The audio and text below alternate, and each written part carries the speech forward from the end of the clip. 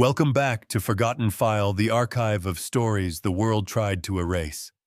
If you're here, you're about to step into one of the most haunting silences in American military history.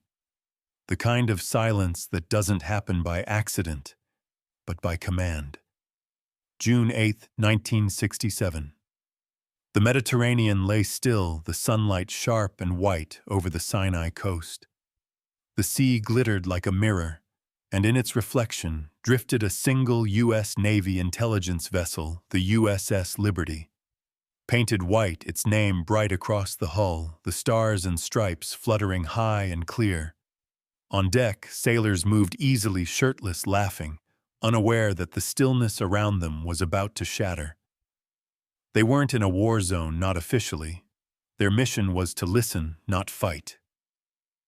Intercept radio chatter map frequencies send home what they heard. A ship of ears, not guns. At 1:58 p.m., radar picked up movement fast, low closing in. Jets. Israeli jets, most likely. Allies. A few men waved, thinking they'd be seen, recognized. But the glint they saw in the sun wasn't a friendly signal. It was the flash of rockets. The first explosion tore through the bridge. The deck shook like it had been punched by the sky itself. Within seconds, steel screamed, fire leapt, and the calm sea turned into a mirror of smoke.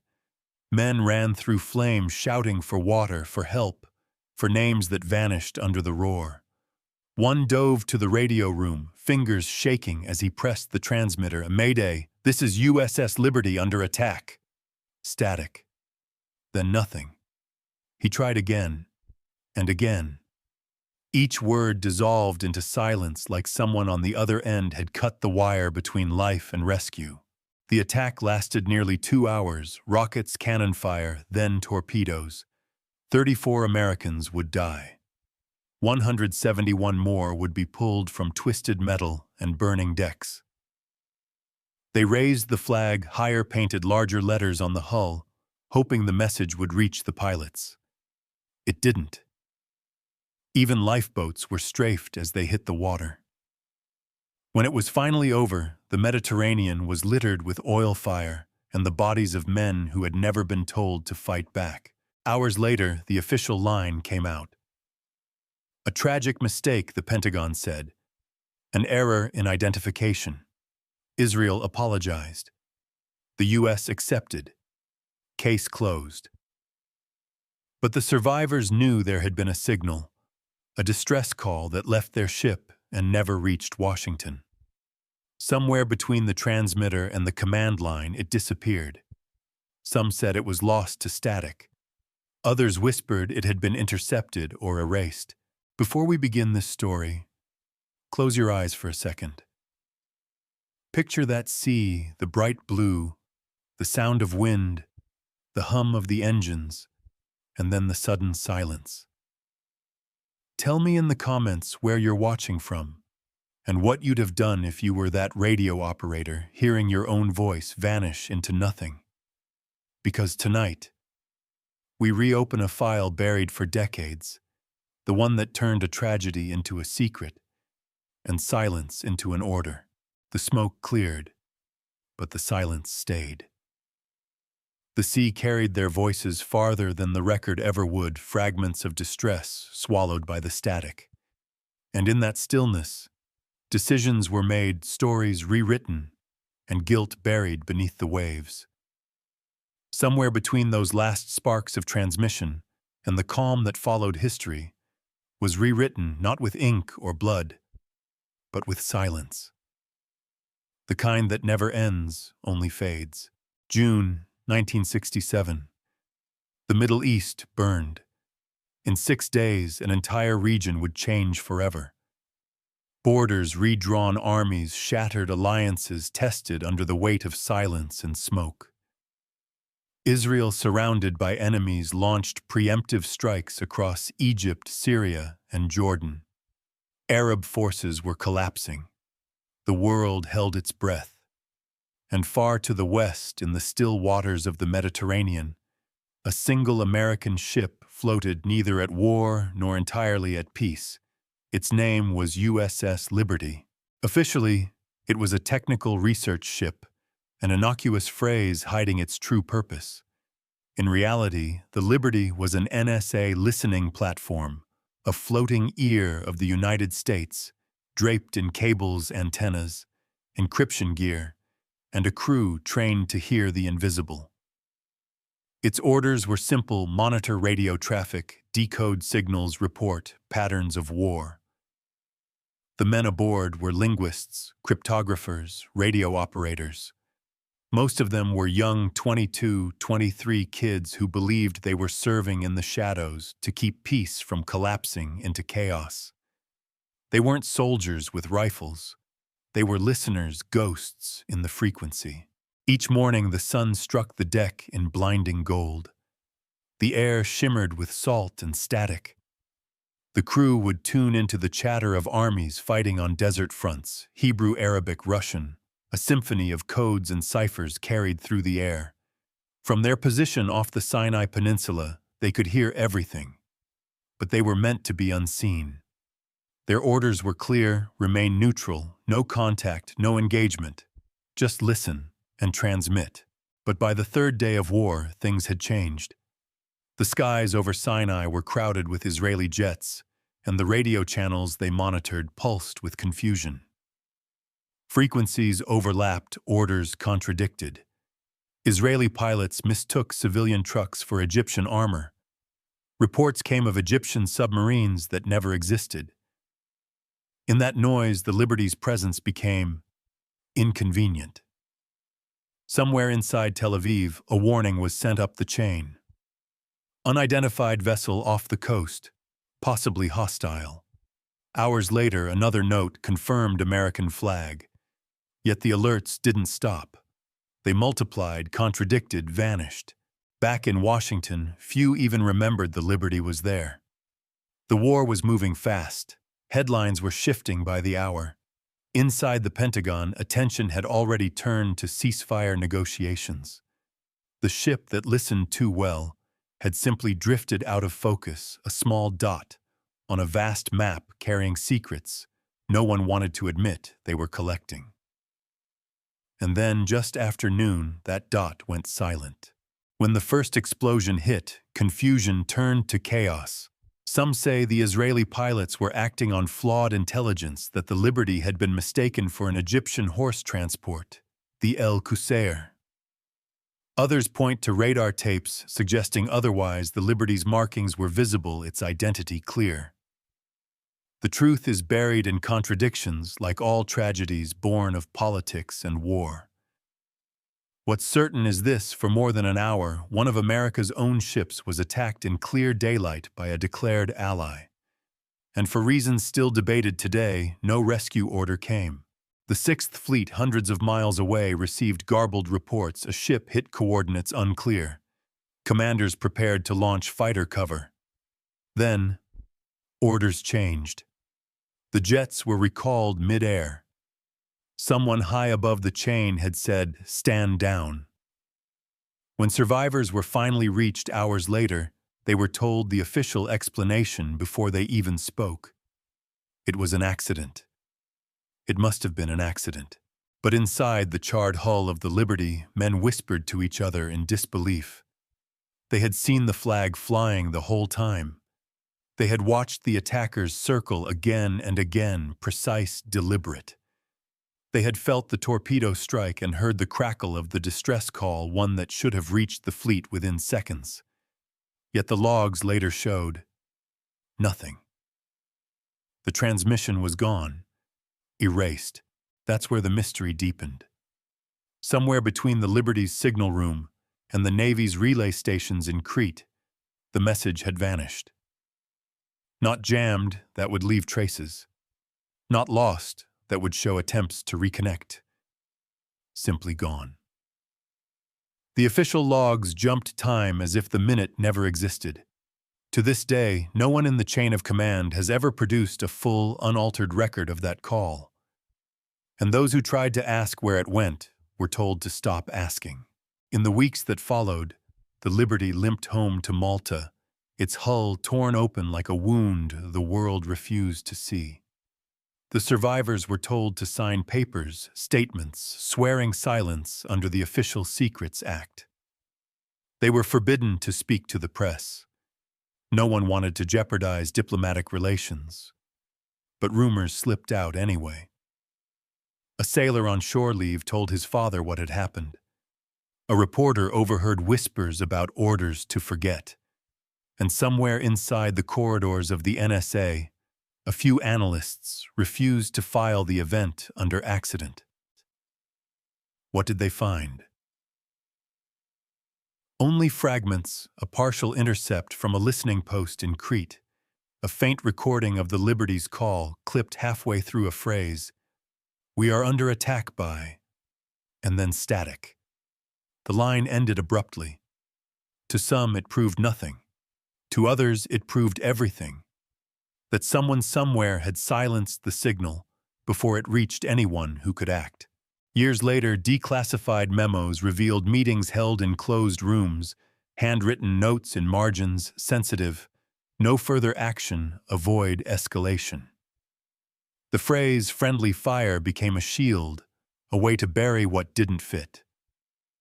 But for the men who were there, friendly became the cruelest word of all. They knew the look of deliberate fire. They saw torpedo boats circle back. They heard the voices over Israeli frequencies laughing confused, then suddenly silent, when they realized what ship they'd hit. And still the radio logs disappeared. For historians, the event sits like a splinter in the timeline of the Cold War, a reminder that even allies can wound each other, and that silence sometimes is the most useful weapon of all. For the survivors, it became a lifetime of ghosts, the smell of burning oil, the sound of shortwave static that still hums in the dark. Some claim, half in jest, that on clear nights you can tune a military receiver to a forgotten band near 8 megahertz and hear faintly under the static the echo of Liberty's final call. We are under attack. Then, nothing. The truth may never surface. Some records are sealed not for security but for shame, and so the file sits misfiled, faded, labeled incident, officially forgotten. But history has a way of whispering back. Every war leaves behind a silence, and sometimes that silence is louder than any gunfire. When the smoke over the Mediterranean cleared, Washington already knew the official version of what had happened before the survivors even reached port. The phones inside the Pentagon rang through the night. One conversation bleeding into another, the words "incident" and "ally" repeated like a prayer. By dawn, a memo was drafted. Minimize attention. Await Israeli explanation. That sentence, 9 quiet words, would decide the shape of truth for the next half-century. In the Situation Room, President Lyndon B. Johnson leaned over the table, his voice low, measured. The war in the Middle East was still raging, Soviet ships moving through the Black Sea. One misstep, one public accusation, and the Cold War could ignite. "We can't afford to embarrass our ally," he said. Someone nodded. Another man added, "And we can't afford a war with them either." Silence filled the room, not agreement, but calculation. The Liberty was already being erased line by line from the day's agenda. At the State Department, a different battle played out. Diplomats weighed words like they were explosives. Mistaken identity, one suggested. A tragic error, said another. They drafted the first press release even as the survivors were still being pulled from the sea. No one wanted headlines. No one wanted to know why the attack lasted so long, or why the rescue planes had been recalled halfway. Somewhere buried in the language of caution and diplomacy, the story of the Liberty was rewritten as an inconvenience. Across the ocean in Tel Aviv, Israeli officials were already shaping their own narrative. Intelligence officers reviewed maps, photos, radio logs. The story was simple, clean, believable. They had confused the Liberty for an Egyptian ship. A pilot interviewed decades later recalled how the briefing changed hours after the attack. "They told us to say we didn't see the flag," he said quietly. "But we did."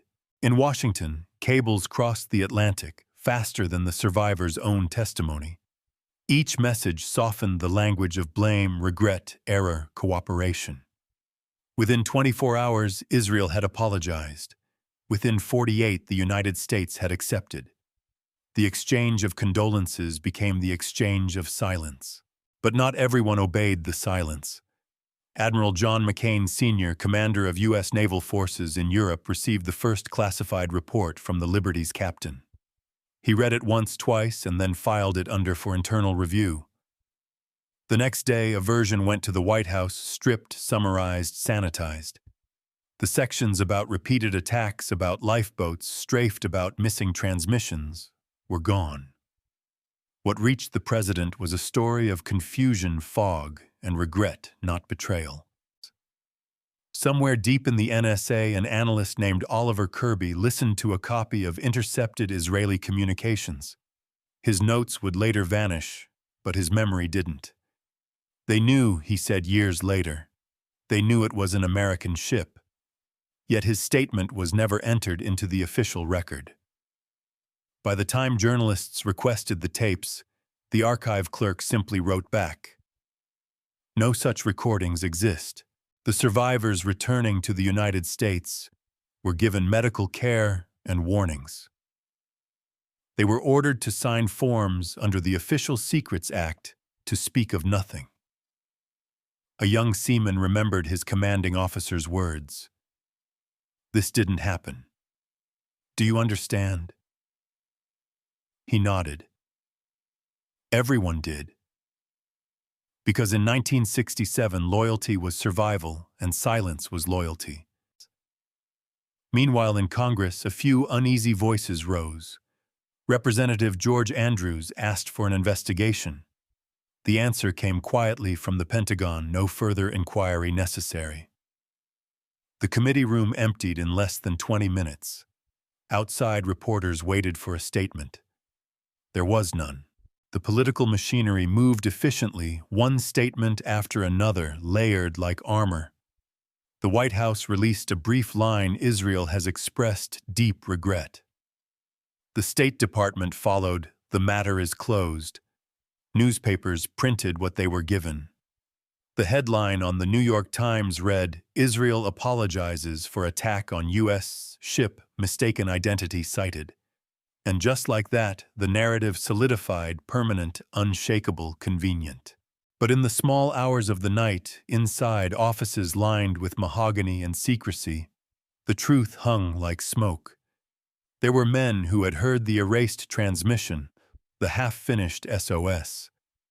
There were men who had seen the recall order typed, stamped, and delivered.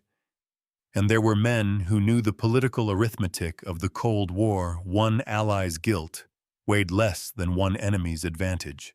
By the end of that week, the Liberty was no longer a disaster, it was a diplomatic variable. The dead became numbers in a report, their names hidden behind classification marks. The living were turned into witnesses without a courtroom. And the United States, the nation that built its navy on the promise of no man left behind, had left 34 of its own in the sea, unavenged, unnamed, in the speeches of the powerful. Years later, when declassified documents surfaced, the handwriting of those days remained visible: faint pencil lines in margins, small phrases circled in haste. Handle quietly. Avoid escalation. No blame assigned. The ink had faded, but the intent had not. History had been written not by victors, but by negotiators. That was the real battlefield, not the sea off Sinai, but the conference rooms of Washington and Tel Aviv, where truth became currency and silence, the most valuable weapon of all. For nearly 2 decades, the sea had done what governments could not: it kept the truth quiet. The Liberty's story drifted below the surface of headlines, its memory trapped between policy and propriety. In Washington, the war had moved on. In the Mediterranean, the salt had begun to eat the steel of her hull. But for the men who survived that day, the attack never really ended. It simply changed shape from fire and steel into silence and time. They went home scattered across the states, Ohio, Texas, California, each carrying a different wound, some visible, others not. Their families were told little. Wives were handed folded letters stamped, classified, and instructed not to ask. Your husband served with honor. One officer told a young widow, but the details of his service are restricted. She nodded, pretending to understand. No one really did. The funerals were small, the coffins sealed. The government sent medals in envelopes, but not explanations. One sailor, Philip Turney, returned to his hometown in Iowa. People asked him what happened. He told them, "We were attacked." They asked by whom. He hesitated, by our allies. The room went quiet. He learned not to bring it up again. Decades later, he would say, the hardest part wasn't the attack, it was being told to forget it. When I close my eyes, he said, I still smell the burning paint. I still hear the screams. And I still hear that static. The one moment when we thought someone was listening. Others turned their memories into paper. Letters, journals, scribbles written late at night. Many were never sent. Some were found years later, tucked between family photographs. Dear whoever finds this one wrote, we did everything we were told to do. We called for help. We raised the flag. We followed orders.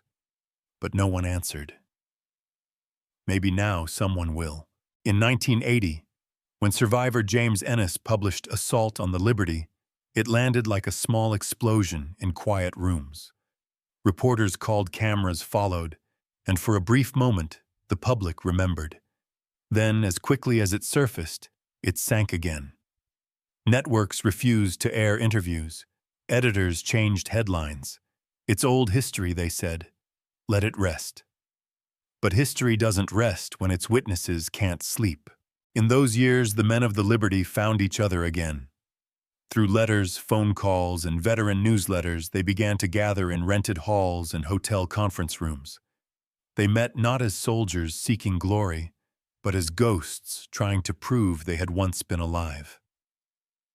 In one grainy home video from 1984, a dozen of them stand under fluorescent light, their medals pinned crookedly on worn jackets.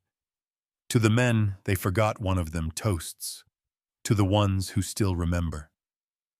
The room laughs a brittle, nervous laughter that fades into quiet. Someone begins to hum the Navy hymn. A few months later, they formed the USS Liberty Veterans Association, not to seek revenge, but acknowledgement. They wrote letters to senators, presidents, editors. Most went unanswered. Some were returned unopened. One envelope came back stamped, "Addressee no longer at this office." They kept the envelope as proof not of progress, but of resistance. As the years passed, the men aged, but the questions didn't. Each reunion became smaller, quieter. Wives read aloud the names of those who'd passed. 34 dead in 1967. One widow said softly, and more every year since. The men bowed their heads. In the corner, a tape recorder played the sound of waves. Not music, just waves. The room fell still, the kind of silence that feels alive. In Washington, their persistence became an inconvenience. Congressional aides rolled their eyes when the Liberty was mentioned. Old story, they said. Nothing new. When one survivor was invited to testify before a committee, his statement was reduced to 3 sentences in the record. The rest was marked off topic. The transcript shows a long dash where his voice should have been. Even the monuments carried silence. When a memorial plaque was proposed at Arlington National Cemetery, the design committee debated the wording for months. We can't say who attacked, one official argued. We'll just say, in memory of those lost at sea. The survivors protested, say their names. In the end, the plaque read simply, USS Liberty, June 8, 1967. no mention of how or why. And yet, the Liberty refused to stay buried. In 2002, a documentary crew followed 3 of the surviving men back to the Mediterranean. They boarded a small vessel and sailed to the coordinates where their ship had once burned. The water was calm, impossibly blue. One of them carried a wreath of white flowers. He stood at the bow, looking down at the waves, and whispered, "We're back." He let the wreath go. It floated for a moment, then vanished into the glare. The cameraman asked if he believed anyone would ever tell the full truth. The old sailor smiled faintly. "Truth," he said, "they already did. We just stopped listening." Behind him, a small radio scanner flickered static, distant chatter, then a sharp, rhythmic pulse. The sound was meaningless, yet haunting. "Sometimes," he said, "I still think that's us calling home." As the ship turned back toward port, the veterans sat together in silence. No one spoke of politics or blame or enemies. They spoke instead of voices, the ones they heard and the ones they lost. "You know," one of them said softly, "they told us to keep quiet so the world could move on. But maybe the world never did. Maybe it's just pretending." When they returned to the U.S., their story briefly resurfaced again. Anniversary coverage, sympathetic articles, official statements of deep regret. Yet every piece ended the same way. The incident remains controversial. A neat, neutral phrase that carried none of the weight, none of the screams, none of the silence. Years later, when one of the last survivors was asked what justice would look like, he paused for a long time. "Justice," he said. "Just say it happened. That's all. Just say it happened." And maybe that's what the Liberty was always asking, not for vengeance, not for politics, but for recognition. The acknowledgement that they had been heard. Because in the end, every soldier, every sailor, every voice on that frequency wanted the same thing: to know their signal had reached home. The political chessboard kept moving: new wars, new alliances, new files marked classified. But somewhere deep in a forgotten archive, the Liberty still waits. Its transmission still lingers faint as a heartbeat buried in the static of history. And sometimes when the night is quiet enough, when the sea is still, and the radios hum, you can almost hear it. The sound of men calling out from 1967, asking the world to finally listen. For 35 years, the file on the USS Liberty remained sealed behind official language accident fog of war misidentification. But time has a way of loosening even the tightest lids. In 2003, a new generation of researchers at the National Security Agency began cataloging Cold War archives for public release. Among the files, they found a reference, small, almost hidden, on a set of voice intercept recordings, June 8, 1967, Eastern Mediterranean. It was just a line on an index card, but it was enough. The words "intercept recordings" reopened a question the government had spent decades trying to bury. If there were no tapes, why were there catalog numbers? Journalists at the Chicago Tribune and the Baltimore Sun filed Freedom of Information requests. Weeks passed, then months. The response came polite, brief, and hollow. The requested materials cannot be located. But the request itself triggered something unexpected. Retired analysts began calling the reporters privately, men in their 70s and 80s, who had once monitored military radio traffic during the Six-Day War. One of them, Oliver Kirby, agreed to go on record. He had worked for the NSA in 1967 in charge of signals intelligence from the Mediterranean theater. "We had the tapes," he said. "I listened to them. They knew it was an American ship." Kirby's words sent a quiet tremor through Washington. The NSA issued a statement, neither confirming nor denying his claim. The Pentagon referred questions to the State Department, which referred them back to the Navy. And the Navy said nothing. But the damage was done. For the first time, a senior intelligence officer had publicly admitted that the Liberty's attackers had identified the ship before firing. In Tel Aviv, the Israeli Defense Forces responded swiftly. There were no recordings confirming that identification. The attack was a tragic mistake. Yet even in Israel, some officials began to shift uncomfortably. Former Air Force pilot Yiftach Spector, one of those involved in the attack, said in a 2002 interview, "We saw no flag, we thought it was an enemy vessel. But when shown photographs taken just hours before the stars and stripes flying clearly in the wind, his face tightened. Then we made a terrible error," he said. Meanwhile, survivors in the United States watched the news with a mixture of relief and dread. For decades, they had been dismissed as conspiracy theorists. Now, someone with clearance had said what they had always known. "I felt vindicated," said Joe Meters, one of the Liberty's signalmen. "But mostly, I felt sick, because it meant everything we remembered was true." That same year, new declassified documents from the Johnson Library revealed internal discussions that once seemed unthinkable. In one memo, National Security Advisor Walt Rostow wrote, "The President desires to avoid confrontation with Israel over Liberty matter."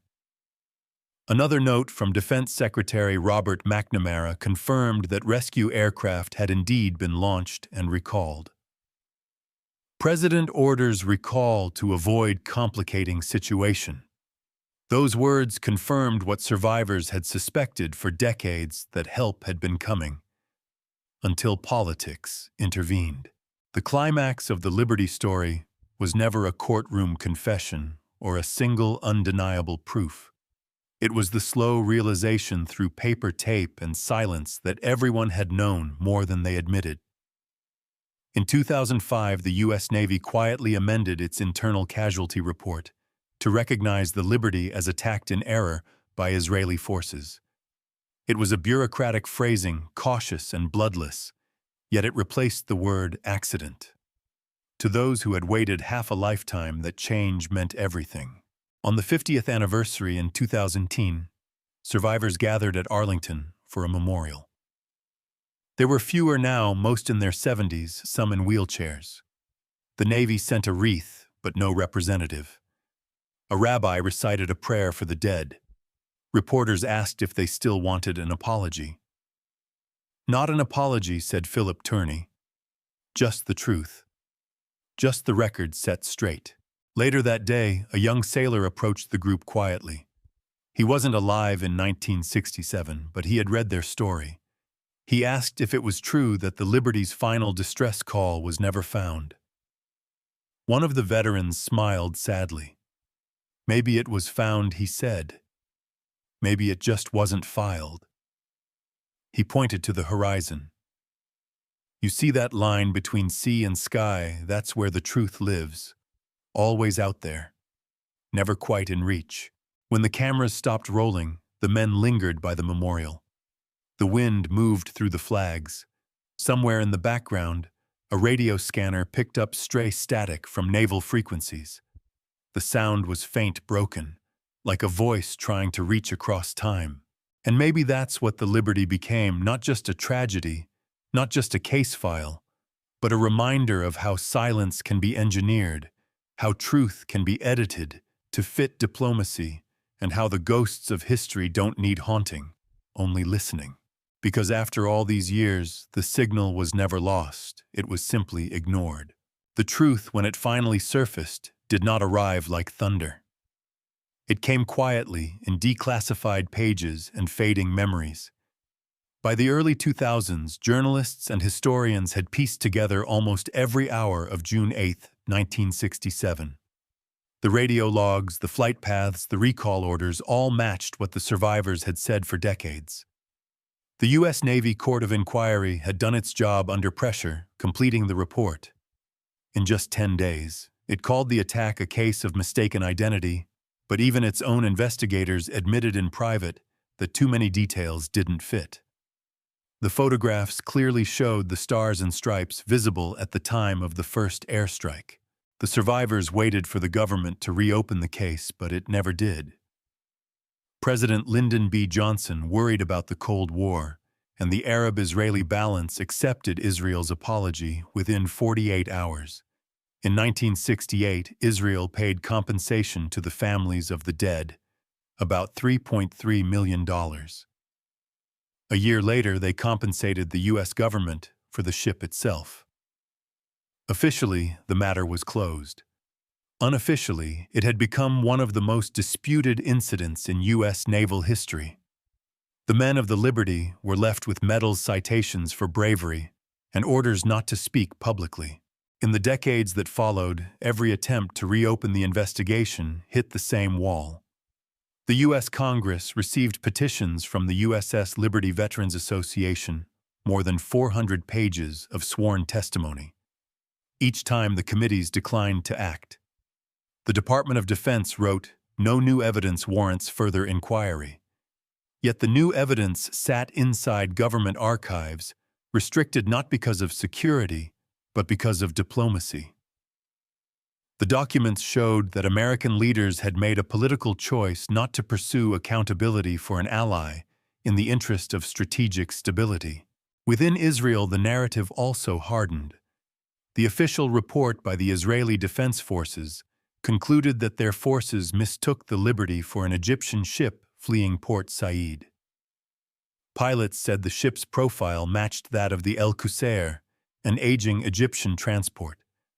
But historians pointed out that the two vessels were radically different in size, shape, and color. The Liberty was 455 feet long, gleaming white. The El Qusair was barely half that dark and rusted. The explanations raised more questions than they answered, but for both governments, the convenience of error outweighed the discomfort of truth. Through the 1980s and 1990s, survivors like James Ennis and Philip Turney became reluctant historians. They gathered fragments, photographs from sailors, declassified memos, scraps of radio transcripts. The evidence pointed to a pattern identification: confirmed attack, continued communication, lost rescue, recalled. The U.S. Navy intercepted at least one of the Israeli pilots' transmissions acknowledging an American flag. That recording, heard by NSA personnel, was never released. Oliver Kirby, the retired NSA deputy director, told the Chicago Tribune in 2003, "I've seen nothing to make me change my mind." They knew exactly what they were doing. In Washington, officials continued to defend the official record. When asked in 2003 whether the U.S. government accepted Kirby's account, a Defense Department spokesperson said, "We have no evidence to support those statements." Yet the same year, newly declassified transcripts from the Johnson Library confirmed that U.S. aircraft had indeed been launched to aid the Liberty and recalled on presidential orders. Secretary of Defense Robert McNamara's handwritten notes read, "Recall aircraft. President orders stand down." The rescue had been 15 minutes away. For the survivors, those two words, "stand down," carried more weight than any apology. They meant that help had been within reach, but withdrawn. "That's the part I'll never forgive," said Joe Meadors, the signalman who sent the Liberty's final distress call. "We were bleeding, burning, begging for help, and they told us to wait." The pain of that order lingered longer than the scars. Even decades later, when asked what justice would look like, Meadors said quietly, "Just acknowledgement. Admit what was done to us and by us." 50 years after the attack in June 2017, the survivors gathered at Arlington Cemetery for a commemoration. There were only a few dozen left. They wore their medals, some faded, some gleaming in the afternoon light. A Navy representative laid a wreath, but no speech was given. The flag fluttered above the marble plaque that bore no names of the attackers, only the date and the ship's name. Reporters asked if they still believed the truth would ever be told. "It's already told," said Philip Turney. "It's in the records. It's in us." Historians today agree on what can be proved and what cannot. The facts are clear. The USS Liberty was attacked by Israeli forces on June 8, 1967. 34 Americans were killed, 171 wounded. Israel apologized and paid reparations. What remains disputed are the motives and the sequence of decisions, the radio identifications, the recall orders, the missing transmission. Most experts accept that it was an avoidable tragedy, compounded by failures in communication and diplomacy. Yet the survivors' distrust of their own government endures. "We were not supposed to be the story," one of them said. "We were supposed to be erased." In the end, the Liberty's legacy is neither conspiracy nor closure, it is caution. The attack stands as one of the gravest incidents of friendly fire in American history, and a reminder of how politics can rewrite the record of war. No court ever reassigned blame, no administration ever reopened the file. But in every retelling from books to documentaries, one question echoes louder than any answer. What happens when truth becomes inconvenient? On calm nights, the sea above the Liberty's resting place is perfectly still, and in that stillness, the silence feels deliberate. As if history itself has chosen not to speak, the Liberty lies still today. 55 years beneath the calm blue of the Mediterranean, a scar on the seafloor and on memory. Her steel is twisted with salt, her name barely legible, but the story around her still moves through archives, through families, through the men who refused to forget. The official reports rest in drawers yellowed by time, yet every few years a new signature appears on a petition asking that the case be reopened, and each time it is quietly denied. The words never change, no further action required. For the United States, the Liberty remains an unresolved footnote, a line between politics and principle. The attack is listed among incidents of friendly fire, but no other case in modern naval history involved such deliberate fire for so long or such quick diplomatic forgiveness. For Israel, it is a painful mistake acknowledged but never revisited. For the men who lived, it is the day they learned that truth can drown even faster than ships. When historians speak of it now, they use neutral terms: misidentification, communications, breakdown, intelligence, failure. But the survivors remember different words: abandoned, silenced, betrayed. Between those vocabularies lies the gap that no report can close. The Liberty did not simply sink into the sea. It sank into that space between what nations say and what men know. Every generation rediscovers the story and asks the same question. Could it happen again? The answer is never comfortable. Technology changes, alliances shift, but the machinery of secrecy remains the same. Files are sealed, phrases softened, witnesses told to wait. War is not only fought with weapons, it is edited afterward with words. The Liberty teaches no simple lesson. It was not heroism or conspiracy, but consequence of politics over people, of caution over candor. It shows that even in democracies, truth can be managed, trimmed to fit the moment. And when it is, someone always pays the price. The survivors' voices grow fewer each year. Their bodies weaken, but their testimonies stay sharp. They are not asking for vengeance, only accuracy. Say what happened, they insist. Write it down right. That is their final order, given not in anger but in duty. At Arlington, the plaque for the USS Liberty catches the light each afternoon. Tourists pass without noticing. Sometimes a visitor pauses, traces a finger across the engraved date, June 8, 1967. And wonders what it means. There is no answer on the stone, only reflection in the polished surface, sea and sky and silence. And maybe that is how history chooses to speak. Not with confession or denial, but with the stillness that waits after every unanswered call. The Liberty's transmission may have vanished from record, but its echo endures, a reminder that the cost of silence is always paid by those who kept calling. Before we end, take a moment wherever you are, whatever sea or sky surrounds you, and listen. Somewhere in that static between truth and memory, the liberty is still calling home. So what do we call it now? Mistake or message, a moment of confusion, or a moment the world chose to forget? Every generation inherits its own liberty, a truth too inconvenient to tell, a silence too heavy to break.